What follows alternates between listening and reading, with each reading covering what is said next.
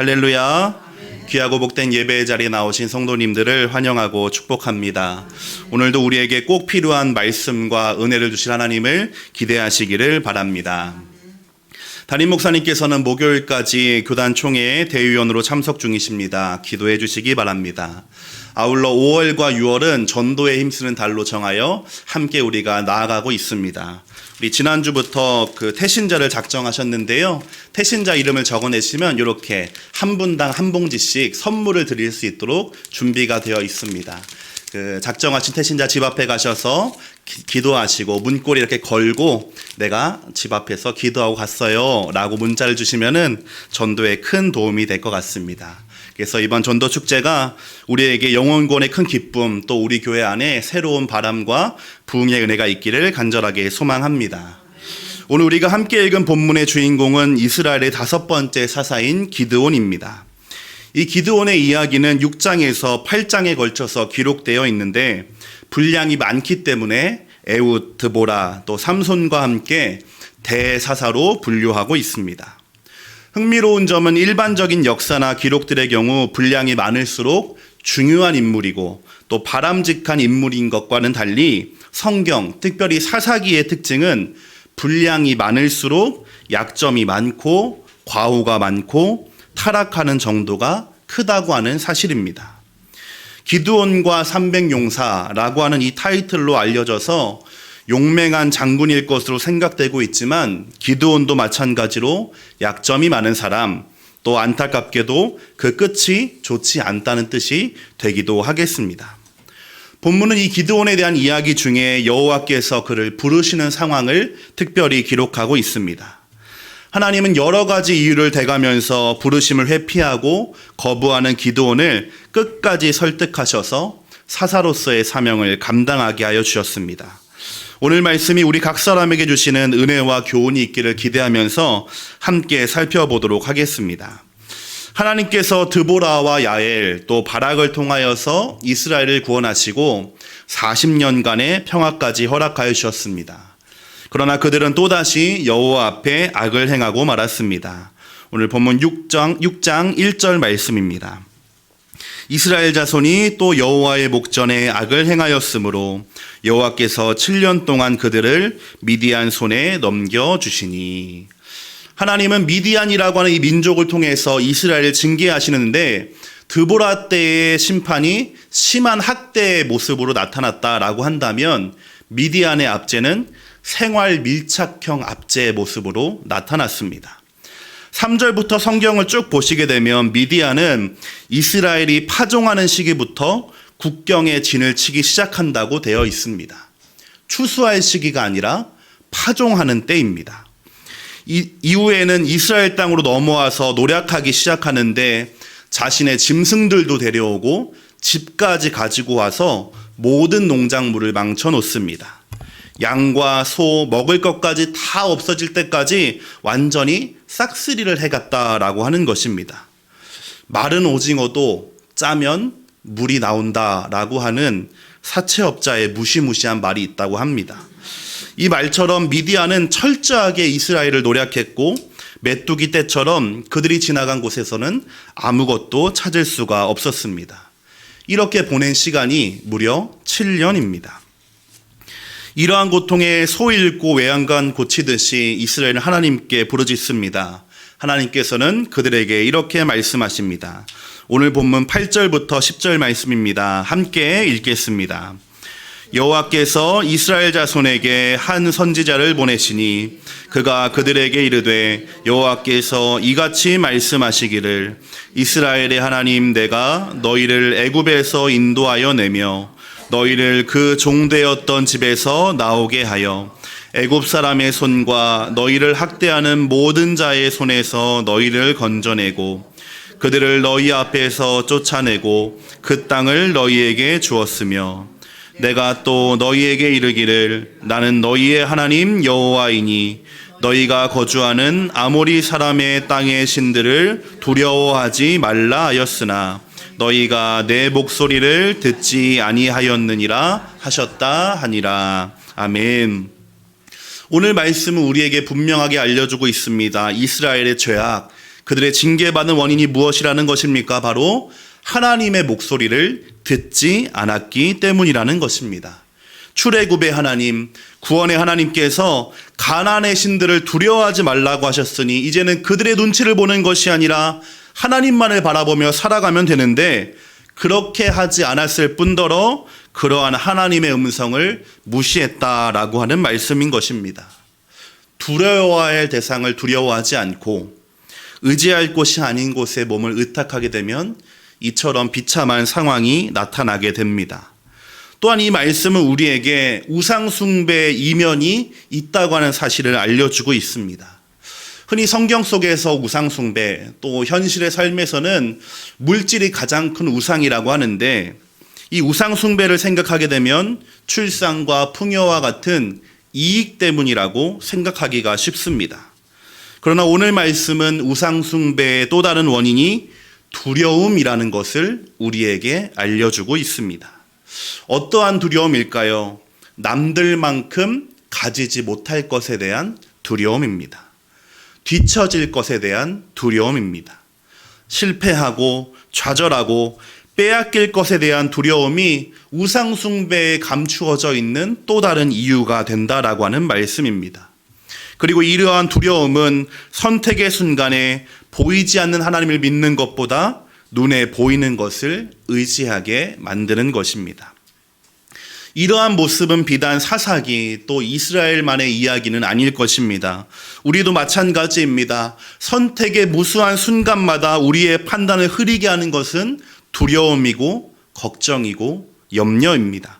하나님이 함께 하신다라고 말은 하지만 막연한 두려움이 걱정하고 염려하게 합니다. 하나님만을 의지하면 된다는 것을 너무나 잘 알고 머리는 알고 있지만 정작 그 길로 걸어간다고 하는 것은 결코 쉬운 일이 아니기 때문입니다. 그래서 성경은 우리에게 이렇게 말해주고 있습니다. 빌립보서 4장입니다.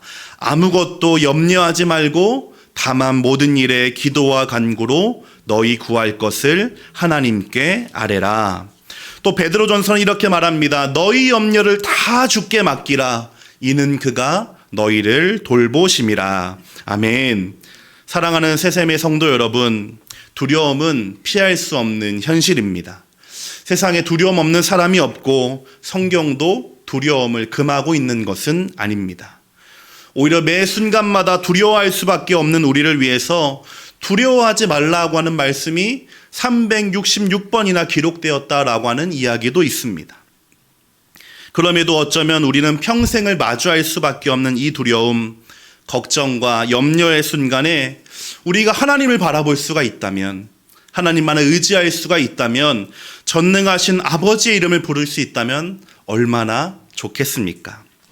우리의 처해 있는 상황이 또 환경이 하나님을 바라보고 신뢰하고 전적으로 맡기기 어렵다 할지라도 그럼에도 불구하고 눈을 들어 도우시는 분을 바라보는 것이 믿음인 줄로 믿습니다. 돌보실 것이라고 약속하셨습니다. 평강으로 우리의 마음과 생각을 지켜주실 것이라고 하였습니다. 여러분 안에 있는, 여러분이 또 마주하고 있는 문제와 우상 앞에서 하나님의 이름을 부르게 되시기를 간절하게 소망합니다. 이렇게 이스라엘의 부르짖음 또 하나님의 책망이 이어져 나오는 상황에 여호와의 사자가 기드온을 찾아오셨습니다. 그러나 기드온의 모습은 이 7년간의 압제를 끝날 사사로서 민족을 구원할 사람이라고 하기에는 2% 아니면 그보다 조금 더 많이 부족해 보이는 모습이었습니다. 왜냐하면 그가 포도주 틀에 숨어서 밀을 타작하고 있었기 때문입니다. 이러한 그의 모습은 후에 여룻바알이라고 불리고 13만 5천 명과 싸우게 될 사람이라고는 상상할 수 없을 정도로 두려움과 걱정이 많은, 심지어는 비겁해 보이기까지 하는 모습이었던 것입니다. 이어지는 하나님 말씀은 이러한 기드온의 모습보다 조금 더 이상하게 보입니다. 12절을 함께 보시겠습니다. 여호와의 사자가 기드온에게 나타나 이르되 큰 용사여 여호와께서 너와 함께 계시도다 하매. 겁쟁이 기드온이여 두려워하고 염려하지 말지어다. 내가 너와 함께 하리라 라고 하는 것이 조금 더 맞아 보이고 상황에 어울려 보이는데 하나님께서는 그를 큰 용사라고 부르고 계시기 때문입니다. 하나님이 포도주 틀에 있는 기드온을 부르시면서 큰 용사라고 말씀하신 것은 거짓말도 아니었고 가버니설로 그를 속이기 위해서도 아니었습니다. 하나님 눈에는 기드온 안에 있는 어떠한 가능성이 보였기 때문이었습니다. 정확히는 그에게 있는 어떠한 자질과 능력이 아니라 큰 용사라고 불러주시는 하나님께서 그를 큰 용사로 만드시기로 결정했다는 것이 조금 더 옳은 이해일 것 같습니다. 하나님의 부르심이라고 하는 것, 이 말이 참으로 거창해 보이지만 사실은 매일 살아가고 있는 우리의 일상이 부르심입니다. 그 자리에서 우리 스스로를 큰 용사, 나는 큰 용사구나 라고 생각할 때보다 부족하고 또 연약하고 약한 우리의 모습에 만족하지 못하면서 나는 왜 여전히 이 모양일까 라고 우리는 생각하긴 하지만 로마서 11장 29절은 이렇게 우리에게 말하고 있습니다. 하나님의 은사와 부르심에는 후회하심이 없느니라. 하나님의 은사와 부르심에는 후회하심이 없느니라. 하나님은 단 한 번도 우리를 부르신 것을 후회하신 적이 없다라고 하는 것입니다. 우리를 불러주신 분이 충분하다고 말씀하십니다. 괜찮다고, 잘하고 있다고, 훌륭하다고 하시는데 함께 하실 것이라고 약속까지 해주시는데 무엇이 문제가 되겠습니까? 여러분, 또 우리는 하나님이 부르시고 지으신 하나님의 형상이며 하나님의 사람인 줄로 믿습니다. 이에 대한 자긍심과 자신감, 담대함을 가지시기를 바랍니다.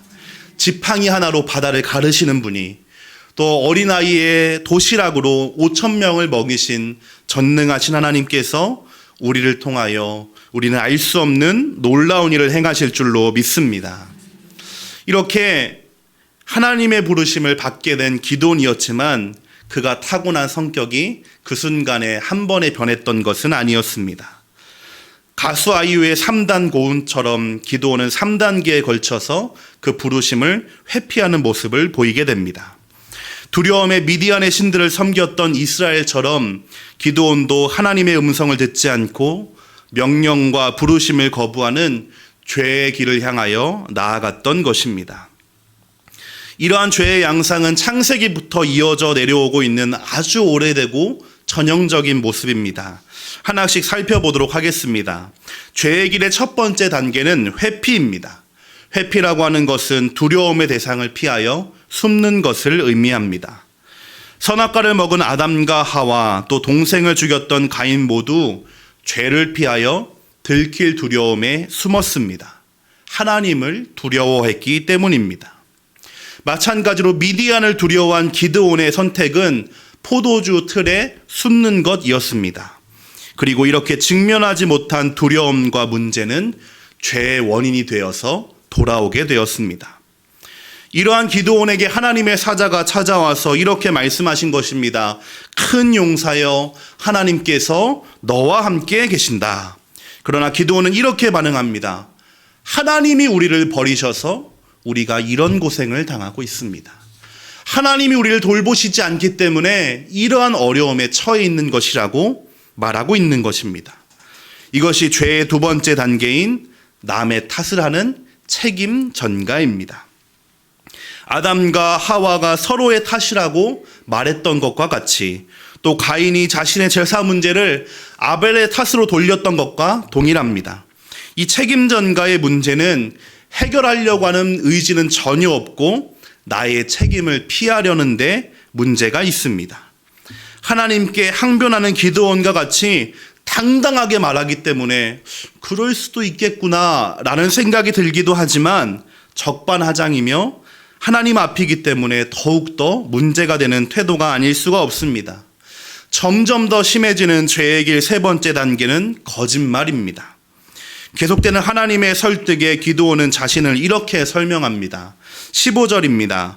나의 집은 므낫세 중에 극히 약하고 나는 내 아버지 집에서 가장 작은 자니이다. 사명이 부담되기 때문에 겸손하게 사양하는 것처럼 보이지만 과한 겸손은 교만함의 또 다른 모습입니다. 당시에 므낫세 지파는 그 세력이 결코 작지 않았을 뿐더러 이후에 바알의 신상을 무너뜨리는 기드온의 행동과 또 그러한 아들을 변호하는 아버지의 모습은 그 가문의 영향력이 결코 작지 않았음을 우리에게 알려줍니다. 거짓말이라고 하는 것, 특별히 사명을 피하기 위해서 하는 거짓말은 거짓의 아비인 마귀의 모습을 떠올리게 합니다. 많은 진실 속에 한 가지 거짓을 숨겨 놓아서 남을 속이는 것이 뱀의 관계였습니다. 거짓을 말함으로 나의 책무와 책임을 벗어나려고 하는 것, 그 부르심을 주신 하나님을 무시하는 것과 같다고 하겠습니다. 이 기드온에게서 나타나는 또 창세기로부터 반복돼서 발견할 수 있는 죄의 길의 세 가지 모습은 회피와 책임 전가와 거짓말입니다. 성도님들께서는 이 세 가지를 다 기억하셔서 우리에게 이러한 모습이 나타날 때 회개하고 돌이키며 하나님의 긍휼을 구하여 의의 길을 향하여 나아갈 수 있게 되시기를 바랍니다. 안타깝게도 기드온은 이 짧은 대화 속에서 세 가지 죄의 모습을 다 보여주고 말았습니다. 갖은 방법을 써서 나는 하나님 말씀을 듣지 않겠다라고 선언한 것과 같은 것입니다. 그럼에도 하나님께서는 그를 설득하십니다. 포기하지 않으십니다. 12절에 내가 너와 함께 하리라 말씀하시고 14절에 내가 너를 보낸다라고 약속하시며 16절에 반드시 너와 함께 할 것이라고 확증해 주시는 것입니다. 16절 말씀은 함께 읽어보겠습니다.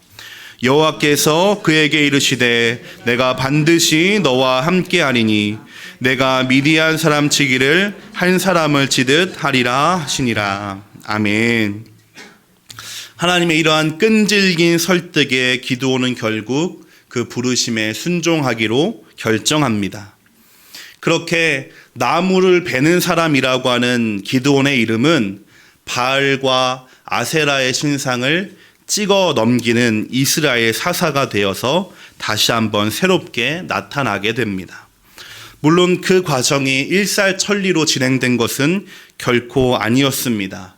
기드온은 여전히 두려움이 많은 사람이었고 의심하는 사람이었으며 자신의 이름을 높이고 싶은 욕망을 가진 사람이었기 때문입니다. 그럼에도 불구하고 오늘 우리가 기억해야 하는 것은 하나님께서 그를 부르셨다라고 하는 사실이며 그 부르심을 이루고 지키기 위해서 애쓰신 분도 하나님이라고 하는 사실입니다. 오늘 우리가 이 말씀 속에서 기억해야 하는 것은 하나님이 그러한 기드온을 부르셨다는 사실과 그 부르심을 이루어 가시는 분도 하나님이었다라고 하는 것입니다. 우리 모두 저마다의 연약함을 가지고 살아가게 됩니다. 특별히 믿음의 영역에서 우리는 날마다 그 한계를 느끼게 됩니다. 그러하기에 사사기가 계속해서 전해주는 메시지를 우리는 기억해야 할 필요가 있습니다. 장애가 있는 사람, 출신이 분명하지 않은 사람, 여성, 심지어는 믿음이 없는 사람까지 하나님께서 부르시는 사람에게는 공통점은 단 하나도 없었습니다. 유일한 그들의 공통점은 하나님이 부르셨고 사명을 주셨으며 사명을 지킬 수 있도록 도와주셨다라고 하는 사실만이 있을 뿐입니다. 우리의 사명이 다하는 순간 나의 사명이 끝나는 때는 우리의 나이나 환경이 결정하는 것이 아니라 하나님이 결정하시는 것인 줄로 믿습니다.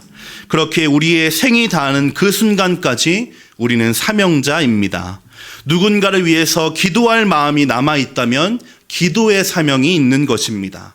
가족을 향한 사랑이 남아있다면 가정을 지키는 자로의 부르심이 있는 것입니다. 그것이 어떠한 것일지라도 우리를 하나님의 형상으로 빚으시고 이 땅에 보내신 하나님의 계획과 부르심에는 실수도 없고 후회하심도 없습니다. 저와 여러분 각 사람을 향하신 하나님의 특별한 계획이 있음을 믿으시고 그 부르심을 알기 위해 노력할 뿐만 아니라 감당하기 위하여 수고하는 저와 여러분 되기를 소망합니다. 그렇게 우리가 기도한 것 같이 부르심을 피하고 회피하는 것이 아니라 주님 말씀하여 주옵소서, 제가 듣겠나이다. 주님, 순종할 수 있는 힘과 능력을 더하여 주옵소서라고 믿음의 작은 걸음을 한 발자국 내딛게 될 때 우리를 통하여 놀랍고 위대한 하나님의 일들이 일어나게 되며 우리를 통해 역사하실 하나님이 영광 받으시는 줄로 믿습니다.